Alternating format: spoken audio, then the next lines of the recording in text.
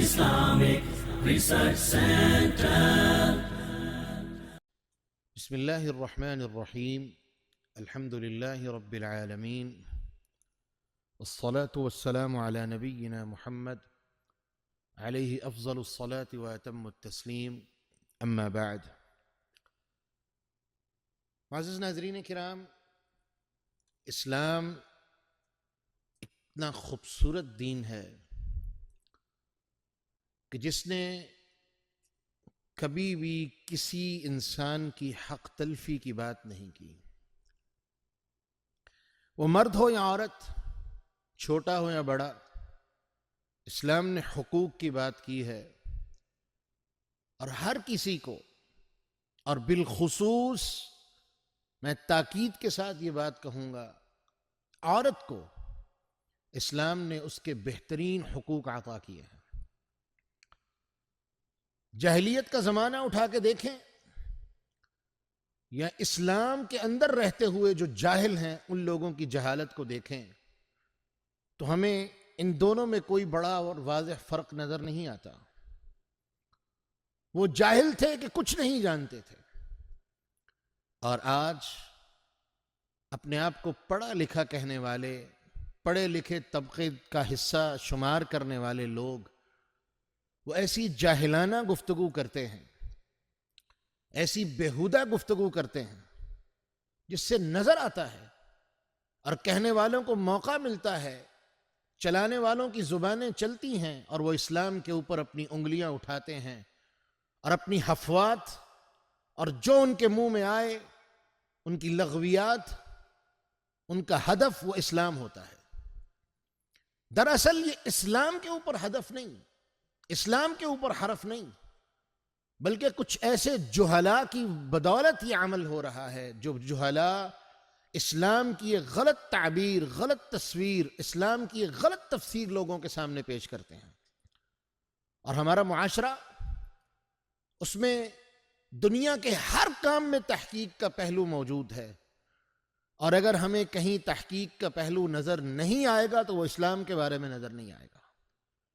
جس نے جو کہہ دیا، جس نے اسلام کا نام لے لیا، بس اس کے بعد کوئی تحقیق نہیں کرے گا کہ یہ جو کہہ رہا ہے کیا یہ واقعی اسلام ہے یا اس کی اپنی جاہلانہ سوچ ہے.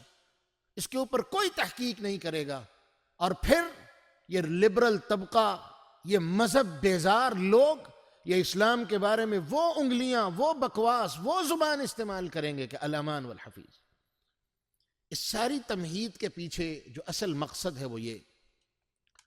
2 دن پہلے پاکستانی میڈیا کے اندر ایک خبر نشر ہوتی ہے کہ عامر لیاقت نام کا ایک جاہل انسان جو اپنے آپ کو عالم کہلواتا ہے، جو خود کو عالم سمجھتا ہے، بلکہ بڑے بڑے علماء کے سامنے بیٹھ کے وہ اپنے علمی نکات جو اس کی خود ساختہ علمیت پر مبنی ہوتے ہیں وہ ان کے سامنے پیش کر کے اپنی علمیت جھاڑنے کی کوشش کرتا ہے.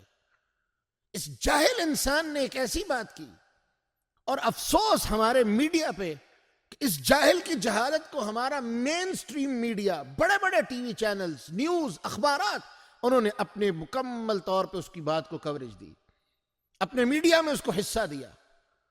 اور نتیجہ کہ یہ خود بھی دین بیزار میڈیا اور اس بےہودہ انسان کی گفتگو، وہ سارے کا سارا لوگوں کو اسلام کے بارے میں طرح طرح کی باتیں کرنے کا، طرح طرح کی غلط سوچیں سوچنے کا موقع ملا. موصوف فرما رہے تھے، وہ اپنی نئی نام نہاد سید زاد بیوی کے ساتھ کسی چینل کو انٹرویو دے رہے تھے، اور وہ اخباری خبر بیان کرتی ہے کہ موصوف نے کہا کہ میں نے اپنی پچھلی بیوی کو طلاق نہیں دی، اس نے مجھ سے یک طرفہ خلا لے لیا ہے، لہذا اگر کہیں آگے جا کے وہ شادی کرے گی تو زنا ہوگا. الامان والحفیظ. یہ دین تمہارے باپ کی جاگیر ہے کہ جو چاہو، جب چاہو، جہاں چاہو بیٹھ کے جو بکواس منہ میں آئے کر دو اور تمہیں کوئی پوچھنے والا نہیں. یہ جہالت ہے، تم خلے کے بارے میں جانتے ہی نہیں کہ خلا اصل میں ہے کیا، اس کے قانون کیا ہیں، ضابطے کیا ہیں، شریعت نے کون سے اصول اور ضابطے مقرر کیے ہیں جن اصول اور ضابطوں کی بنیاد کے اوپر خلا واقع ہوگا. محترم فرما رہے تھے اس خبر کے اندر جو بات نقل کی گئی محترم فرما رہے تھے جی خلا افہام و تفہیم کے ساتھ ہوتا ہے. سبحان اللہ، یہ کون سا خلا ہے جو افہام و تفہیم کے ساتھ ہو رہا ہے؟ یہ ساری کی ساری وہ جاہلیت پر مبنی گفتگو تھی جو اصل میں وہ اس عورت کو بلیک میل کرنے کے لیے یہ شخص میڈیا کے اوپر بیٹھ کے استعمال کر رہا تھا، جس کی نسبت اسلام کی طرف کر رہا تھا، اپنی سوچ اور جہالت کا مدعا اسلام کے اوپر ڈالنے کی کوشش کر رہا تھا. حقیقت میں یہ جہالت بھی نہیں صرف، بلکہ جہالت کا وہ پہلو ہے، جہالت کا وہ لیول ہے، جہالت کا وہ مستوی ہے کہ دین کا ایک ادنا سا طالب علم بھی اس سے بھی ایسی کسی جاہلیت کی توقع نہیں کی جا سکتی. کیونکہ چھوٹی سی چھوٹی حدیث کی کتاب کے اندر بھی کتاب النکاح، کتاب الطلاق، خلع کا بیان، یہ ساری کی ساری چیزیں محدثین نے بیان کر دی ہیں. دین کا ایک ادنا سا طالب علم بھی جانتا ہے کہ طلاق کیسے ہوتی ہے اور خلع کیسے ہوتا ہے. لیکن محترم موصوف ٹی وی پر بیٹھ کر اور ہمارا میڈیا ان کی اس بکواس کو اپنے میڈیا میں جگہ دے رہا ہے اور وہ اسلام کا مذاق اڑا رہے ہیں.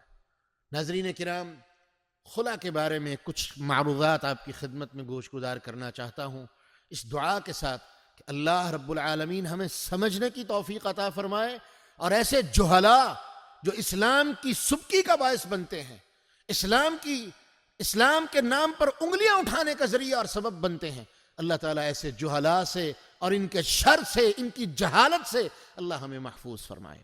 سب سے پہلے یاد رکھیں، اس جاہل انسان کی گفتگو سے جو تاثر ملتا ہے وہ کیا؟ کہ اسلام تو ظلم والا دین ہے، کہ مرد چھوڑے تو چھوڑے، عورت اپنے آپ کو نہیں چھڑوا سکتی.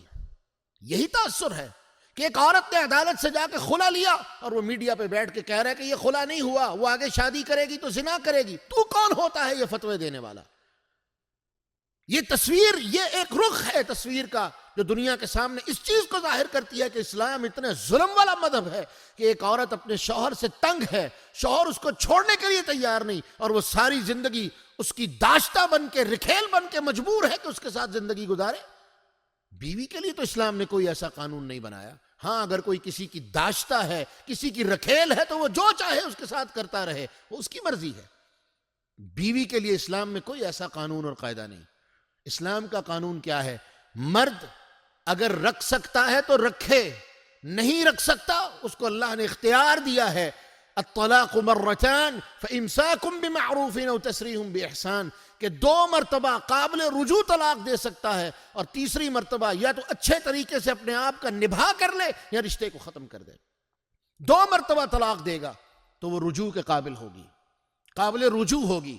اور اس کے اندر ضمناً ان لوگوں کی طرف میں بھی اشارہ کر دوں، اور اللہ ہم سب کو ہدایت دے اور ایسے لوگوں کو بالخصوص ہدایت عطا فرمائے جن کے ہاں 3 طلاقیں، ایک مجلس کی 3 طلاقیں 3 ہی شمار کی جائیں گی، تاکہ حلالے جیسے لعنتی عمل اور فعل کا رستہ کھول لیا جائے. خدارا یہ معاشرہ پہلے ہی جہالت کی حدوں کو چھو رہا ہے، اور آپ جیسے ظالم لوگ، اپنی دکانیں چمکانے والے، وہ ایسے لوگوں کی جہالت کو بجائے سلجھانے کے اور الجھاتے ہیں اور برائی اور بے حیائی کے نئے سے نئے رستے کھولتے ہیں. مرد طلاق دیتا ہے 2 مرتبہ قابل رجوع ہے. ایک مجلس میں وہ جتنی مرضی مرتبہ طلاق کا لفظ استعمال کر لے وہ ایک ہی شمار ہوگی، اور اس کے بعد رجوع کر لے، دوبارہ طلاق دی پھر رجوع کر سکتا ہے. تیسری مرتبہ اگر اس نے طلاق دے دی، اب یہ معاملہ ختم ہو گیا ہے. اور اللہ نے قرآن میں کہہ دیا ہے اب یہ عورت اس وقت تک اس مرد کے لیے حلال نہیں جب تک یہ کہیں اور نکاح نہ کر لے، اور وہاں سے نکاح کے بعد ایک معمول کی زندگی گزارے. یہاں نکاح حلالے کے اندر ایگریمنٹ ہوتا ہے، مشروط نکاح، موقت نکاح، ایگریمنٹ کر کے نکاح کیا جاتا ہے. اور سبحان اللہ، بے شرمی اور بے حیائی کی وہ ساری حدیں یہ حلالے کے اندر ہم ٹوٹتی ہوئی دیکھتے ہیں. کس موضوع پر کبھی پھر گفتگو تفصیل سے کریں گے. مختصراً یہ کہ وہ عورت وہاں جا کے زندگی گزارے، بالاتفاق اس کو وہاں سے بھی طلاق ہو گئی یا شوہر فوت ہو گیا، تب یہ عورت اس بندے کے ساتھ دوبارہ رجوع کر سکتی ہے، وگرنہ یہ اس کے لیے حرام ہے. اب آئیے دوسری طرف، یہ تھا سلسلہ مرد کا، جب مرد عورت کو چھوڑنا چاہے. اب دوسری طرف عورت کا معاملہ ہے، وہ مرد سے خوش نہیں، مرد اس کو چھوڑنا نہیں چاہتا، زبردستی رکھنا چاہتا ہے، اپنے ساتھ ذلیل کرنا چاہتا ہے. جدہ کے اندر ہم نے کئی کیس ایسے دیکھے کہ لوگوں نے شادیاں کر لیں، اب مرد کہتا ہے نہ میں تجھے طلاق دوں گا نہ میں رکھوں گا. اب ایسی عورت کیا کرے گی؟ اگر اسلام اس جیسے جاہل کی نظر سے اسلام کو سمجھا اور دیکھا جائے تو اس کا مطلب تو یہ ہے کہ یہ عورت اب مجبور ہو چکی ہے اپنی پوری زندگی گزارنے کے لیے کہ وہ اس شخص کے رحم و کرم پر وہ اپنی زندگی گزارے گی. اسلام کے اندر ایسی کوئی ظلم، کوئی زیادتی، اسلام کے اندر اس کی کوئی گنجائش نہیں. کیا کرے گی؟ یہ عورت عدالت میں جائے گی، قاضی کے پاس جائے گی، یا جو بھی مجاز اتھارٹیاں اور ادارے ہوں گے جو حکومتی سرپرستی میں ہوں گے وہاں جائے گی، جہاں جا کے ہم اپنے نکاح کا اندراج کرواتے ہیں، ہمارے اپنے نکاح کی رجسٹریشن کرواتے ہیں. جیسے انڈیا کے اندر اسلامک لا کونسل بنی ہوئی ہے، پاکستان کے اندر عدالتیں موجود ہیں، کیونکہ پاکستان اپنے آپ کو ایک اسلامی ملک، اسلامی جمہوریہ پاکستان کے نام سے جانا جاتا ہے اور اس کا دعویٰ کرتا ہے کہ ہم اسلامی ملک ہیں، اور اس کا نظام کسی حد تک ہم مانتے بھی ہیں کہ الحمدللہ اسلام کے قریب ہے، اگرچہ کچھ قانون کے اندر ایسی چیزیں ہیں کہ اللہ تعالی ہمیں اصلاح کی توفیق عطا فرمائے. لیکن وہ عدالت جائے گی. جیسا کہ ایک عورت رسول اللہ صلی اللہ علیہ وسلم کے پاس آئی اور اس نے آ کے کہا اللہ کے رسول میں اپنے شوہر کے ساتھ خوش نہیں ہوں. سبب دیکھیے، یہاں یہ عورت تنگ ہے، شوہر کے ساتھ رہنا نہیں چاہتی کیونکہ شوہر بد اخلاق ہے، بد کردار ہے، زانی ہے. شوہر کا طرز عمل درست نہیں، شوہر کا کردار درست نہیں، شوہر کی چال و چلن درست نہیں ہے. یہ عورت ایسے شوہر کے ساتھ نہیں رہنا چاہتی. اسلام کیا کہتا ہے؟ اس کو حق ہے یہ عدالت میں آئے اور آ کے کہے کہ جناب میں اس شخص کے ساتھ زندگی نہیں گزار سکتی، تنگ ہوں، میں اس کے ساتھ نہیں چل سکتی اور یہ مجھے چھوڑنے کے لیے تیار نہیں، خدا را مجھے اس سے الگ کروائیے. وہ عورت اللہ کے رسول کے پاس آتی ہیں اور آ کے کیا کہتی ہیں؟ اللہ کے رسول نہ تو مجھے اپنے شوہر کے تقوی سے کوئی شک ہے، نہ مجھے اپنے شوہر کی نماز پہ کوئی شک ہے، نہ اپنے شوہر کے روزے پہ کوئی شک ہے، نہ اپنے شوہر کے عمل پہ کوئی شک ہے، بہترین انسان ہے عمل کے اعتبار سے. لیکن اللہ کے رسول جب میں ان کی طرف دیکھتی ہوں تو میرے اپنے آپ میں ان کے لیے نفرت آ جاتی ہے، میں ان کے ساتھ انصاف نہیں کر پاتی. اللہ کے رسول میں ایسا عمل نہیں کرنا چاہتی کہ میں کل کو اللہ کے سامنے مجرم بن کے کھڑی ہوں.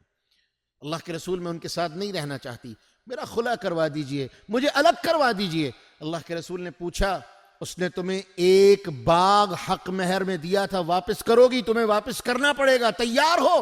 انہوں نے کہا جی اللہ کے رسول میں اس کے لیے تیار ہوں. جو انہوں نے مجھے حق مہر کے طور پہ باغ دیا تھا، مکمل کا مکمل باغ، میں ان کو واپس کرنے کے لیے تیار ہوں. اللہ کے رسول نے فرمایا ٹھیک ہے، اگر تم اس کو اس کا باغ واپس کرنے کے لیے جو اس نے تمہیں بطور حق مہر دیا تھا تیار ہو تو میں تمہارے درمیان خلا کروا رہا ہوں. اب یہاں پر تو کوئی رضامندگی نہیں تھی، یہاں پر تو کوئی ایسا قانون نہیں تھا کہ مرد کو بلایا جائے، دونوں کو بٹھایا جائے، دونوں آپس میں رضامندگی کے ساتھ ایک دوسرے سے خلا لیں. کہاں ہے یہ انصاف؟ کہاں ہے یہ قانون؟ کوئی دکھائے ہمیں. ہاں عدالت میں جائے گی اور عدالت اگر مناسب سمجھے کہ یہ عورت جو الزامات لگا رہی ہے، جو چیزیں بنیاد کر رہی ہے، جن کو بنیاد بنا کے یہ اپنے آپ کو شخص سے الگ کروانا چاہ رہی ہے، وہ ایسے الزامات نہیں، وہ ایسے معاملات نہیں جن کے اوپر رشتے کو ختم کروا دیا جائے. عدالت اس کو بلوائے گی کہ بھائی آؤ. عدالت ثالث بنے گی اور ان کے درمیان تفاہم کی کوشش کروائے گی، مفاہمت کی کوشش کروائے گی کہ دونوں آپس میں مفاہمت کرو. مرد کی جو غلطیاں ہیں عدالت اس کو پابند کرے گی، ان غلطیوں کو ختم کرو، اگر تم ایسا کرو گے تمہیں سزا دی جائے گی. عورت کو سمجھائے کہ تم یہ غلطیاں کر رہی ہو، اگر تم نے ایسا کیا تمہیں سزا دی جائے گی. ان کے درمیان ثالثی کروائے، مفاہمت کروائے، اور وہ دونوں آپس میں اگر رہنے کے لیے تیار ہو جائیں الحمدللہ بڑی اچھی بات ہے. کیونکہ اسلام تو گھروں کے بسنے کو پسند کرتا ہے، اور رسول اللہ صلی اللہ علیہ وسلم نے فرمایا علیحدگی پر، گھروں کے ٹوٹنے پر شیطان کو جتنی خوشی اس عمل پر ہوتی ہے کسی دوسرے عمل پہ نہیں ہوتی. اب عدالت نے دوسرے فریق کو بلایا، دونوں آمنے سامنے ہیں، دونوں ایک دوسرے کے اوپر الزامات لگا رہے ہیں، دونوں ایک دوسرے کو قبول کرنے کے لیے تیار نہیں. نہ یہ مرد اس کو چھوڑنے کے لیے تیار ہے، نہ عورت رہنے کے لیے تیار ہے. عدالت پھر مرد کو ڈرائے گی کہ دیکھو وہ رہنے کے لیے تیار نہیں اور تم زبردستی نہیں کر سکتے، عدالت تمہیں حکم دے رہی ہے اس کو طلاق دو. اگر وہ طلاق دے دے تو وہ طلاق شمار ہوگی، وہ عدالت کی ثالثی میں ہونے والی طلاق ہوگی اور اس کی عدت بھی طلاق والی گزاری جائے گی. لیکن وہ کہے کہ جناب میں اس کے ساتھ ہر طرح سے مفاہمت کے لیے تیار ہوں، ہر بات ماننے کے لیے تیار ہوں، ہر طرح سے کمپرومائز کے لیے تیار ہوں، لیکن عورت کہہ دے کہ نہیں، میں کسی طرح سے بھی اس شخص کے ساتھ چلنے کے لیے تیار اور راضی نہیں، مجھے خلا ہی چاہیے، تو وہاں پر عدالت اگر اس شخص کو کہے اور یہ طلاق دینے کے لیے تیار نہیں، یاد رکھیں عدالت بھی اسے طلاق دینے پہ مجبور نہیں کر سکتی، کیونکہ مجبوری کی طلاق، زبردستی سے دلوائی گئی طلاق، اس کی اسلام میں کوئی حیثیت نہیں۔ عدالت اس کو کہے گی چھوڑ دو، وہ نہیں مانتا تو عدالت کو اللہ نے یہ اختیار دیا ہے، جناب محمد الرسول اللہ صلی اللہ علیہ وسلم کی سنت نے ہمارے لیے اس معاملے کو واضح کر دیا ہے کہ عدالت ان کے درمیان فسخ نکاح کروا دے گی۔ عدالت حکم دے گی کہ آج اس وقت سے تمہارے نکاح کو توڑ دیا گیا ہے، آج کے بعد تم میاں بیوی نہیں ہو۔ یہاں ایک چوتھی شکل بھی ہے کہ مرد کو عدالت نے بلوایا، جیسے عامر لیاقت صاحب فرما رہے ہیں، اور یہ ایسے عامر لیاقت اکیلے کا کیس نہیں، ہزاروں کیس موجود ہیں۔ عدالت دوسرے کو بلواتی ہے، نوٹس جاتا ہے، وہ نوٹس کو سمجھتا ہی کچھ نہیں، ایک دفعہ، دو دفعہ، تین دفعہ عدالت بلاتی ہے، وہ آنے کے لیے تیار نہیں۔ عدالت کو اللہ نے اختیار دیا ہے کہ یہ یک طرفہ اس عورت کو فسخ نکاح کی ڈگری دے سکتی ہے، کہ عدالت اسے کہے گی ہم نے تمہارے نکاح کو فسخ کروا دیا، تمہارے شوہر کو بلوایا گیا تھا وہ نہیں آیا، آج کے بعد تم آزاد ہو، اپنی عدت گزارو اور جا کے اپنی زندگی کو شروع کرو۔ یہ ہے اسلام کا قانون۔ یہ جاہل انسان جو اپنا خود ساختہ قانون اور دین بیان کر رہا ہے، ایسا تو نہ کسی فقہ حنفی کی کتاب میں ہے، حتیٰ کہ شاید شیعوں کی کسی فقہ کے اندر بھی یہ بات نہ ہو، جو بندہ یہ دین کے نام پہ لوگوں کو سنانے کی کوشش کر رہا ہے۔ اور ایک آخری چیز کہ خلا کی عدت المختلعہ حیضۃ، ایک حیض وہ عدت گزارے گی۔ بعض لوگ کہتے ہیں جی 1 مہینہ، یہ بہت بڑی غلط فہمی ہے۔ ایک حیض وہ عدت گزارے گی، ایک ماہواری، ایک پیریڈ، جس دن اس کو پیریڈ آ جائیں اس کی عدت مکمل، پیریڈ سے پاک ہونے کے بعد وہ آزاد ہے، جہاں چاہے وہ اپنی زندگی کو نئے سرے سے شروع کر سکتی ہے۔ اور ہاں، اگر کل کلاں کچھ وقت گزرنے کے بعد یہ دونوں کو اپنے عمل پہ ندامت ہو تو اللہ نے ان کے لیے رجوع کی گنجائش بھی رکھی ہے، کیونکہ خلا فسخ نکاح ہے، خلا نکاح کو توڑ دیا جاتا ہے، نکاح کو ختم کر دیا جاتا ہے، اور اس کے بعد اگر یہ دوبارہ آپس میں زندگی گزارنا چاہتے ہیں تو اسلام نے رستہ رکھا ہے کہ یہ دونوں آپس میں نئے نکاح کے ساتھ اپنی زندگی کو دوبارہ شروع کر سکتے ہیں۔ اس لیے معزز ناظرین کرام، آپ سے التماس ہے اور درخواست ہے، خدا را ایسے جاہل لوگ جو دین کے نام پر جہالت کو پھیلانے والے ہیں، ایسے لوگوں سے دور رہیے۔ اور یہ دیندار تو ہے ہی نہیں، کہیں یہ فحاشاؤں کے ساتھ بیٹھا ہوتا ہے، کہیں یہ ننگی ناچنے والی عورتوں کے ساتھ اور ان کے جلاؤ میں اور جھرمٹ میں بیٹھا ہوتا ہے، اور یہ دین کی بات کرتا ہے۔ دینداریاں، دین کے اندر کسی ایسی چیز کی گنجائش نہیں، اور جن کی ہم بات کرتے ہیں جناب محمد الرسول اللہ صلی اللہ علیہ وسلم، صحابہ ان کے بارے میں بیان فرماتے ہیں، اللہ کی قسم وہ کمواری دوشیزہ جو حیا کے مارے، شرم کے مارے کائنات سے پردہ کرتی ہو اور اپنے آپ کو گھر میں بھی چادروں میں چھپا کے رکھنے والی ہو، رسول اللہ صلی اللہ علیہ وسلم اس دوشیزہ سے بھی زیادہ شرم اور حیا کرنے والے تھے۔